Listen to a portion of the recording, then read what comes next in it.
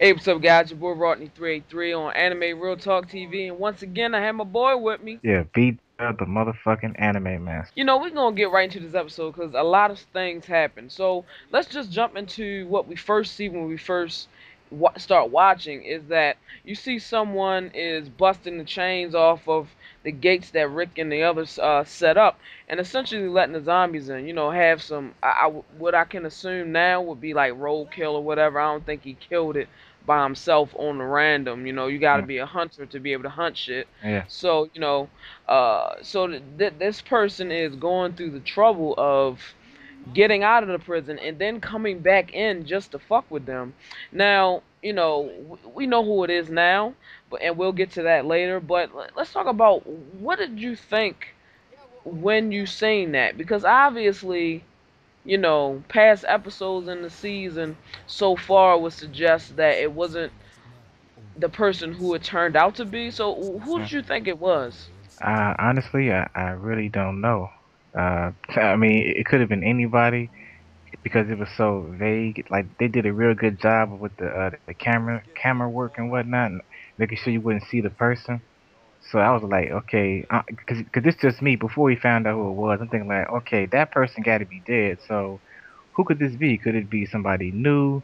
Could it be one of the governor's people already checking out the spot? Like I don't know. I mean, it was Yeah. anybody's guess. Yeah, I'd agree that they did a very good job at concealing the person's, like, you couldn't tell if he was black, white, Asian, whatever. And 'cause I was thinking like maybe it was an inmate that was in the prison Hmm. that didn't know Rick and them was in the prison because maybe they was on the other side or real far away, and that was their way of getting out. And they seen, oh, I gotta bust these, gates and stuff. Maybe they didn't know if anybody else was there and they was trying to escape for themselves, you know what I'm saying? Yeah. But let's move on. We're gonna get into that, we're gonna get uh let's move on to, just the governor's whole town and his situation. And him and Michonne have a little conversation, and he pretty much knows that she knows, like, that it didn't go down how he said, you know what I'm Hmm. saying? And uh, she's pretty much in danger of the governor retaliating against her. She's basically on his turf, so I'm curious to see what's going on with that. What do you think about it? Yeah, I thought that scene was very well acted. It was awesome. I mean, like Michonne, like her badassery, if that's a word, was coming out like to like high levels. Checking out the truck and the blood and the bullet holes and her and the governor going back and forth. It was like fucking awesome.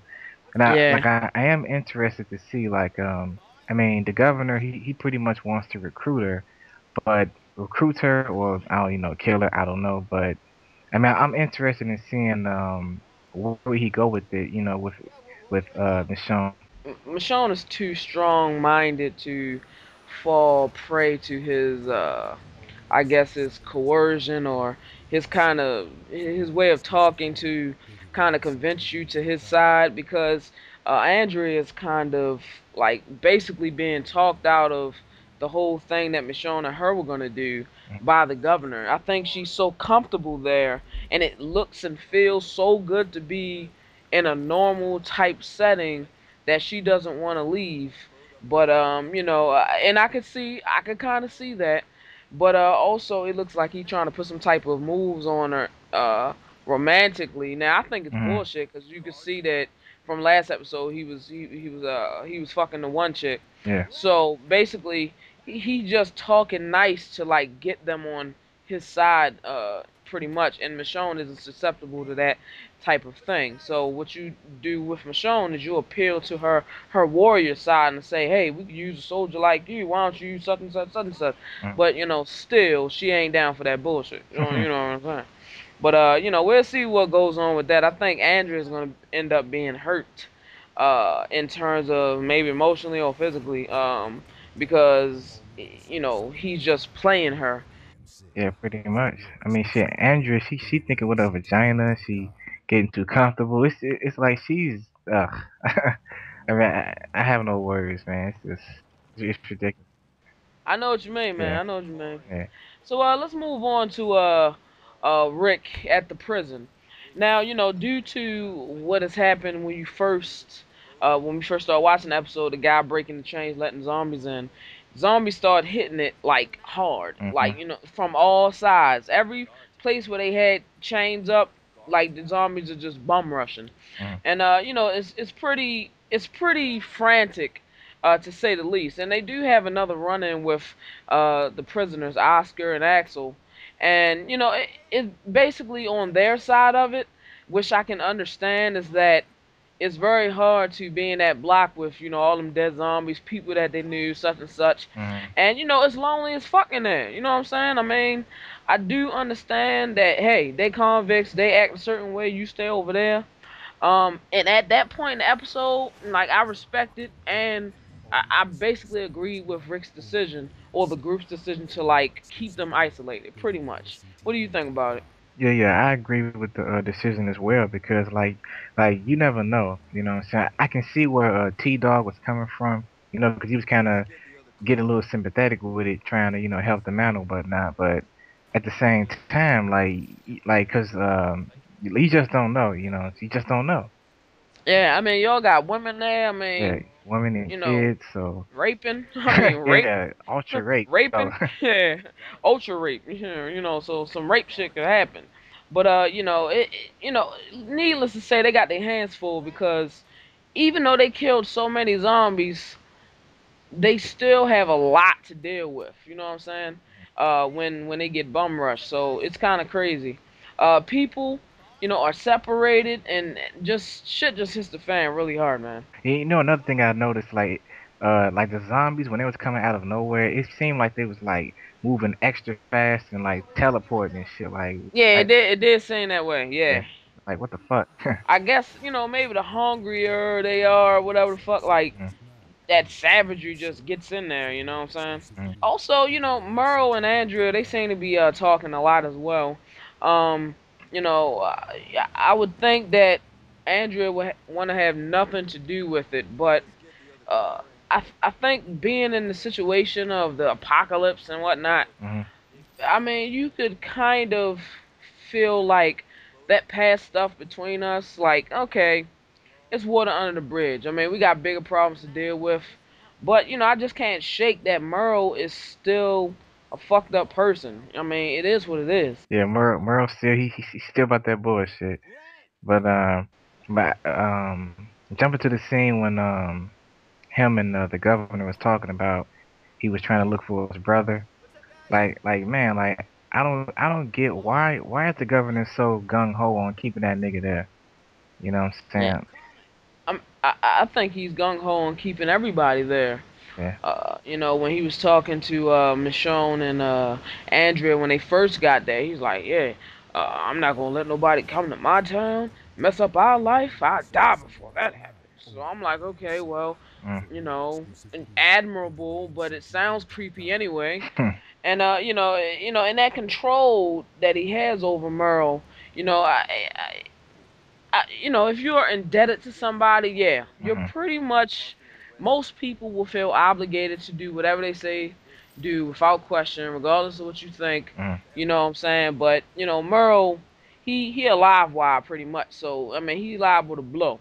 So we gonna see what's going on with that. I mean, he'll go along, but at the end of the day, he might take his shot at the governor, or take his shot of doing what he wants to do as opposed to what they want to do. So yeah, we're definitely gonna see what's up with that. Now let's talk about Lori and the baby scene. Like, as the prison is getting stormed, everybody gets separated. So you got Maggie, Carl, Uh-huh. and Lori, and they're together. And she starts going into labor. You want to go through that? Yeah, Lori starts going into labor, and it's a pretty graphic scene. There's blood on Maggie's fingers, and Lori, wants to have the C-section, right there, and there's like, proper, shit available. So pretty much she's going to like accept, dying right here, just to let the baby live. And I thought that was a pretty powerful scene. Cars there, and when they went through the whole scene of the cutting and open and all that, it was graphic. I was like, man, they just going in with this shit, the screaming Yeah, and shit. And at first I thought the baby was like what's the word stillborn, like it was like not yeah, yeah. yes, yes. I thought that as well. Yeah, and I'm like, oh shit, is it gonna like wake up and like bite the shit out of Maggie or some shit like that? But like that didn't happen, It was the baby was normal, I guess. I mean, we don't know right now, but it seems normal. And the fucked up like the whole fucked up part about that scene was that Carl shot his mother, and they didn't show the scene. I'm pretty sure that would have been like really fucked up. They showed that shit, but they didn't show it. But it was a sad scene. It was powerful, and I thought it was executed very well. You know what I'm saying? Yeah, I would agree. Uh, Lori is definitely one of the most hated Mhm. people in the series. Like, Yeah, I mean, hell, I hated her. yeah, yeah, her actions and everything lends to you having no sympathy. Although, even from the first episode of the season, I started to see that it was like the isolation that she had from the cold shoulder she was getting from almost everybody was, that was kind of I kind of felt a little sympathy for her. Yeah. And this episode, she got some badass cool points Mhm. for like just going in and accepting that death, accepting that. And also Maggie gets some points too because you can't just chop into a motherfucker and be like, Yeah. like willy nilly. Uh huh. So that's gonna be messing with her a little bit. But she did what she had to do, cutting the umbilical cord and everything, making sure the baby was fine, patting the baby, burping it or whatever she did, Mhm. and you know, out of chaos, you got a new life in there. And just like we seen on a little preview of next episode, Herschel was like, "Yeah, the baby need milk," shit like that. So that's another problem right there that they're gonna have to run into. I'm curious of how they're gonna deal with that. But the way Rick reacts to it is just heartbreaking, man. I Yeah. was sitting there, I was like, I was, I mean, I was feeling it. I was this close to bawling with him. I was like, man, because his performance and how he reacts to it and the way he looks at the baby and he's like, yeah, that's my son, or Shane's, that's my baby, whatever. Uh huh. And okay, well, where's Lori at? Maybe she, maybe she in there. She can't move because she just did just have a baby, so but maybe she's fine. Uh-huh. He looks at Carl, Yeah. and Carl gives him that look, and it was done. It was done. Yeah. Unspoken, telepathic. You know what it is. Link between father and son that Lori is dead. Now at this point, I don't think he knows that Carl had to put her down, Mhm. but at the end of the day, this is what he's instilled in Carl. To when something happens, you gotta handle that. I mean, it's gonna happen. When it comes, you gotta handle that because sometimes he ain't gonna be there, and his father wasn't there, and he handled it, and that basically stepped him up from a boy to a man really, really fast. I mean, that gotta have a psychological effect on you. Yeah. You know, children, you get mad at your mom and stuff, and you're like, I hate that bitch. You took away my fucking Xbox. What I mean? But at the end of the day, that's your mother. But to have to sit up there and look your mother in the eye and put one through the brain, Yeah. come on, that's gonna have some psychological effects, man. What do you think about it, man? I'm like very interested in seeing where they're gonna go with this because it is just fucked up.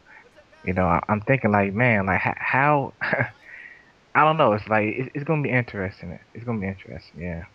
I mean, like, how the fuck do they hold that shit together? Like Rick, like somebody who is essentially at the upper, I guess leadership of their group.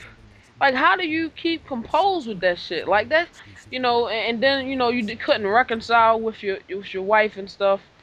Uh, so you probably got some regrets on that front. I mean, I it mean, was heartbreaking. there was a flashback where him and Rick was talking about, that he's gonna die, people are gonna die. You got to know when to step it up. So maybe part of that conversation, kept him from I'm talking about Carl. Kept him from, I don't know, like, what's the word I'm looking for? Going crazy. I mean, I don't know yet. We have to see how the episodes play out, but Yeah, yeah, yeah, like maybe that conversation helps him rationalize it. yeah, Therefore, it's less. It won't take a real harsh psychological effect on him. mhm, Once he just has to come to terms with it, just like a family member dying, a grandfather or whatever. yeah, Hopefully that's the case, man, because he was stepping it up, man. yeah. He It really was was.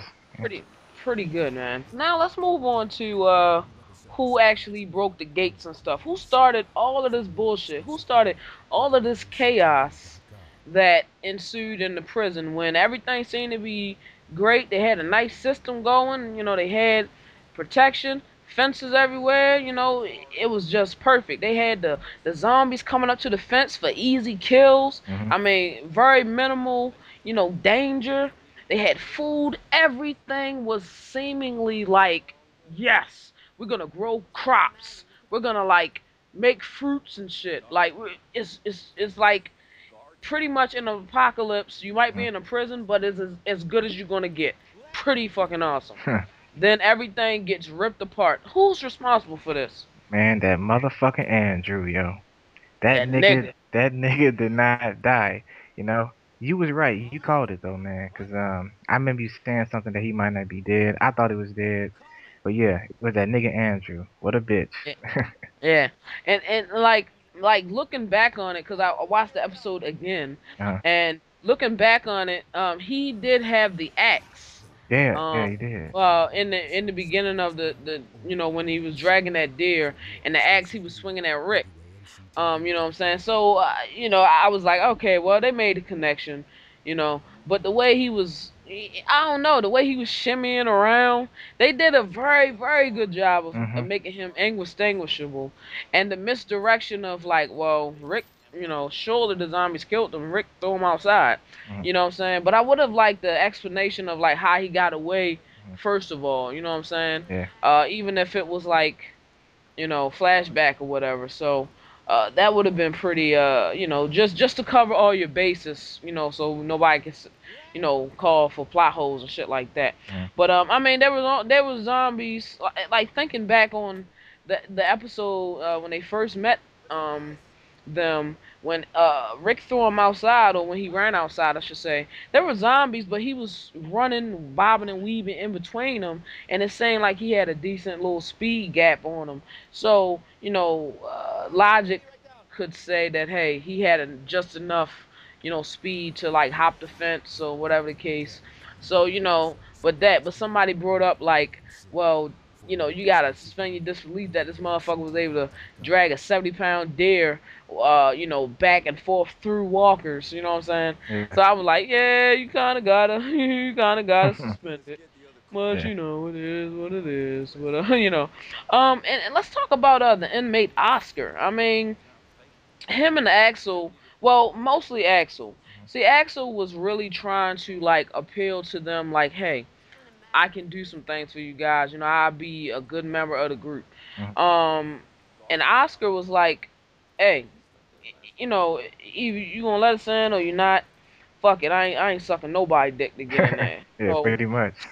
Yeah, so he had pretty much a thing like they gonna do whatever they gonna do regardless. So why suck up to them? Mhm, But at the end of the day, Oscar really he stepped up and showed his pretty much his that he was on Rick's side, or just basically getting himself into the group by killing Andrew. mhm. And I thought that was pretty cool, because at first you could see like a quick little thing when Andrew was saying like, yeah, this is our prison, Yeah. this is our, like, Uh-huh. you seen a quick little prison mentality, like eye twitch Uh-huh. or whatever. And then but you know what though, soon as, like, while Oscar was thinking it over, you see Daryl real gently, he was getting up on homeboy, so he the got homeboy regardless. Mhm. You know what I'm saying? And Daryl was, he that nigga, yo, Daryl. He just that You know, nigga, yo. like I'm that whole telling you. scene was laughable. Like the way he was like crouched out and shit. That shit was funny as Yeah, I was like, this some Alpha Commando shit. shit. But and then he gave Rick the gun, showing, and it's very. I would speculate. I ain't never been to prison, but I think some things are common knowledge. But you can correct me if I'm wrong if you've been to prison.